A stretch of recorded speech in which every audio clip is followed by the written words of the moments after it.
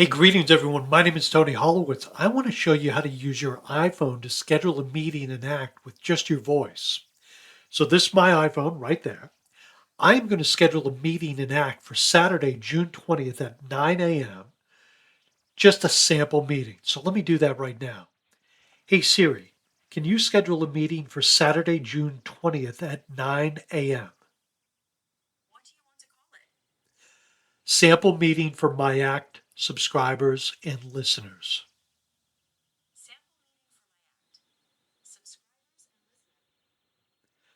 So I just did that on my iPhone. Now you'll notice you're not seeing that on the calendar for ACT on the 20th. I have it isolated just for today. What I have to do is one of a couple things. I either have to navigate away from this day and come back, or I can simply refresh the browser window by pressing the F5 key on my keyboard. And that's what I'm going to do right now. The minute I do that, what you'll see is there's the meeting right there. You want to see another one? Let me do another one. Hey Siri, schedule a meeting for Saturday, June 20th at 11:30 for 30 minutes as another sample meeting. Another sample meeting is scheduled for 11:30 a.m. to 12:30 p.m. on Saturday. So there we go. We just scheduled it. What I'm going to do is I'm going to refresh the screen again by pressing the F5 key.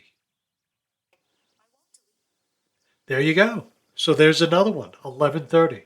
So behind the scenes, I have these calendar meetings scheduled to be by default for an hour. So I can shorten these if I need to, but there it is. You might have heard Siri repeating something back to me. That was just a confirmation. But that's how easy it is to schedule things on your calendar. So there's some setup behind the scenes on this, but if you'd like to learn more, don't hesitate to reach out to me. Thank you so very much.